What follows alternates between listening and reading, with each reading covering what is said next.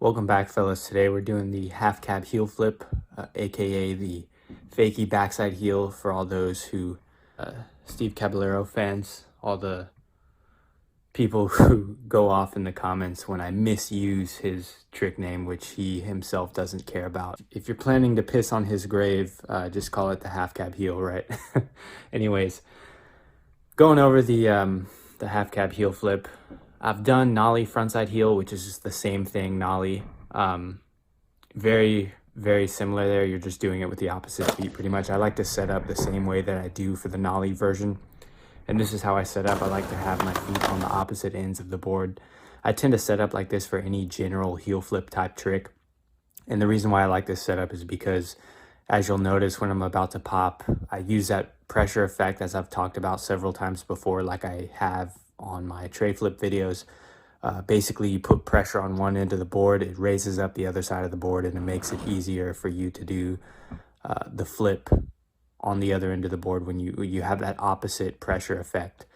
So I've mentioned this before in many other videos. If you check out my tray flip videos or any video like that where I apply the same concept, that's basically why I like doing certain tricks like that. And the heel flip is no exception. You know, heel flips, nollie heel flips, nollie frontside heel, the half cab heel here.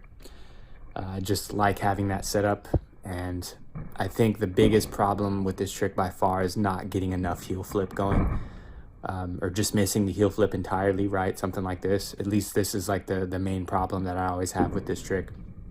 And what's important to realize is that you should just really prioritize the heel flip, right? It's not too hard to really get a half cab spin going. Any kind of 180 trick, it's not going to require a huge amount of wind up from you. So just once you wind up the shoulders and get ready to pop, just try and get that heel flip going first and foremost, and try to catch it at about the halfway point. It's not always going to be caught at like the 90-degree point every time, but that's the goal that I try to have every time I do a trick like this, so that I can get a good solid heel flip and catch it on time. There's going to be some that are more vertical, or that tend to, the heel flip tends to finish right when you're done flipping. I don't really like how that feels though, because it just feels like it kind of flops over and it doesn't really feel like it's caught properly. I like doing one that feels a little bit more tweaked out.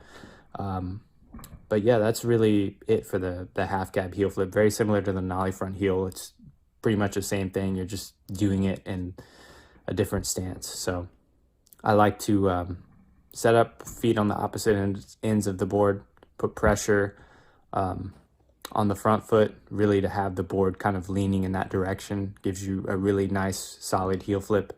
Focus on the heel flip first and foremost. Try to get it caught at the halfway point. Just continue to bring it around. That's really the secret to this trick, is really getting the heel flip part down, because the half cab is really I guess a simple 180 to do. It's always easier, in my opinion, to get 180 flip tricks off the nose than it is to really get them off the tail, where you have to scoop it a lot harder.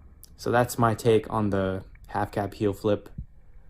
I tend to be better at nollie than fakie, just because that's my preference. I've always skated nollie a lot more than fakie.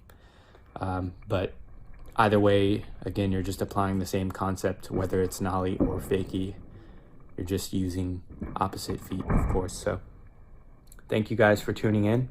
I hope to be doing some more videos. Comment down below what other flat ground tricks you want me to cover, as always, and I will see you guys next time.